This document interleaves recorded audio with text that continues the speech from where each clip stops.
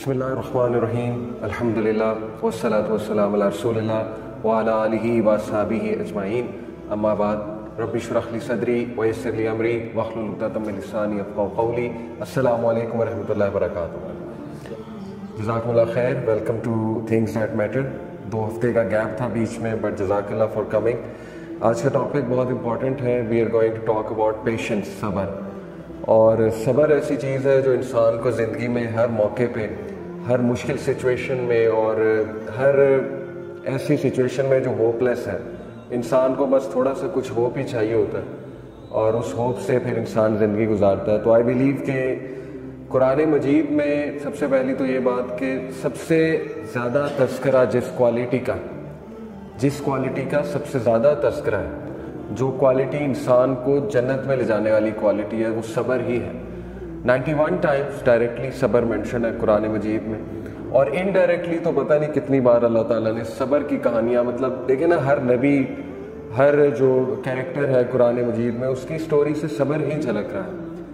तो बहरहाल आज का दौर मैं समझता हूँ उसमें बेसब्री बहुत पाई जाती है, बेचैनी बहुत पाई जाती है हम सब में। इंस्टेंट ग्रेटिफिकेशन है ना, फ़ौरन से रिजल्ट्स चाहिए, सब्र नहीं है, सेल्फ कंट्रोल नहीं है, और गुनाहों के हवाले से भी सेल्फ कंट्रोल नहीं है, मुश्किलात आ जाए उसके हवाले से सब्र नहीं है, वगैरह वगैरह।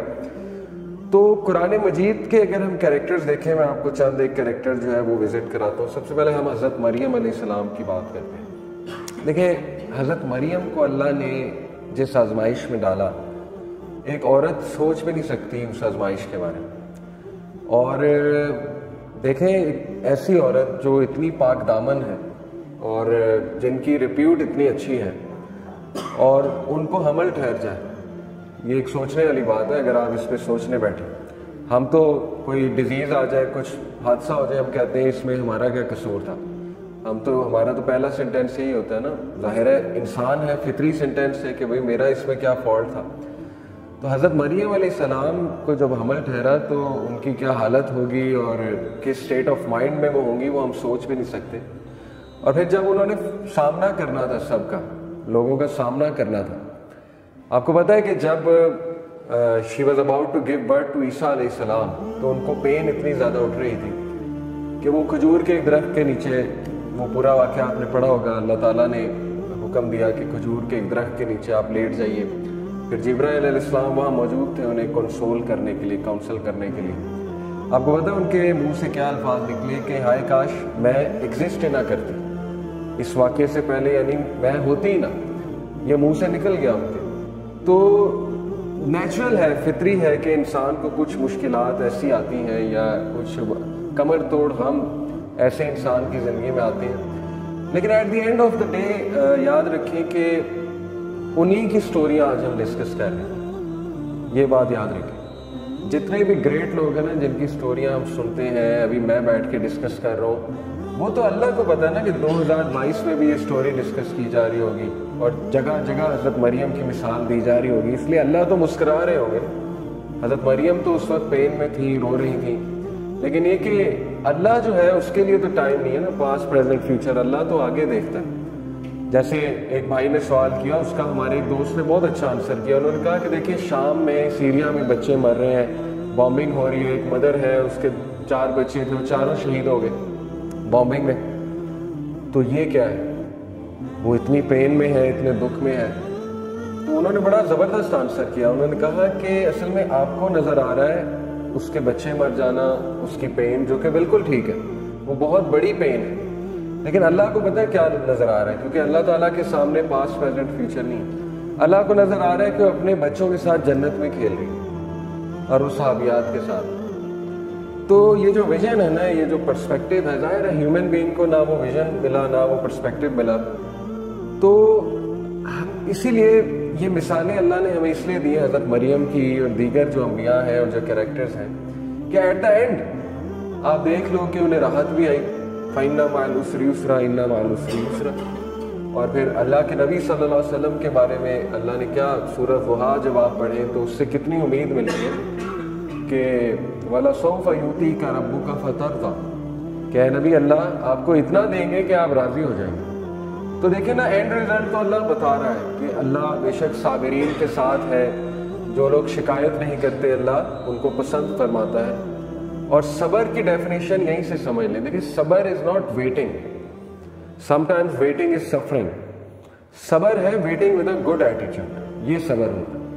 صبر یہ نہیں ہے کہ اپنے کچھ کیا نہیں اور بس بیٹھ گئے، ہاتھ پر ہاتھ دھرے بیٹھ کے کچھ بھی نہیں کیا، اپنی سچویشن چینج کرنے کی کوشش نہیں کی وغیرہ وغیرہ، یہ صبر نہیں ہے۔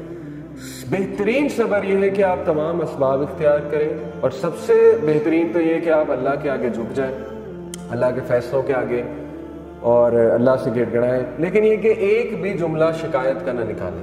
یہ اصل میں صبرن جمیلہ ہے، دا بیوٹیفل پیشنس، جو کہ حضرت یعقوب کا نظر آتا ہے۔ انہوں نے کہا تھا نا فصبرن جمیل واللہ المستعان، I will adopt beautiful patience and only Allah's help can be sought۔ تو اس لیے یہ سٹوریز افسانے نہیں، حضرت مریم کی سٹوری دیکھیں، ان کے منہ سے ایسے الفاظ نکل گئے، یعنی وہ اتنی زیادہ پین میں تھی۔ حضرت یعقوب آپ دیکھیں کہ انہوں نے ایک بھی موقع نہیں ہے قرآن میں، ایک آپ کو ان کے ایک سینٹینس بھی نہیں ملے گا جہاں انہوں نے کوئی ایسا جملہ کہا ہو کہ انہیں اللہ سے شکایت۔ اور اللہ نے حضرت مریم کو تو دیکھیں ٹیسٹ کیا نا، ریپیٹیشن کا ٹیسٹ تھا، اور وہ بچہ خود بول گیا، حضرت عیسیٰ نے خود گواہی دے دی۔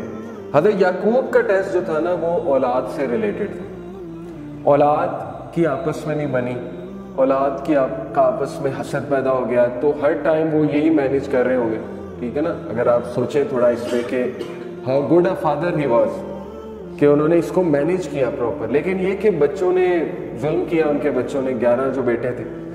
اسی طرح حضرت یوسف کا ٹیسٹ کیا تھا، حضرت یوسف کو ٹیسٹ کیا بھائیوں سے، حضرت یوسف کو ٹیسٹ کیا ایک عورت سے، حضرت یوسف کو قید کا ٹیسٹ بھی تھا، پتہ نہیں کتنے سال تھے، 10 سال پلس ہوں گے شیورلی، 7 سال تو ایکسٹرا تھے نا، جب وہ ان کو کہا، جو بادشاہ کے 2 درباری تھے انہیں کہا کہ جا کر بادشاہ سے کہنا، وہ بھول گئے، اس کے بعد 7 سال اور تھا پریزن میں، لیکن اس سے پہلے جو تھا وہ بھی کتنے سال ہوں گے۔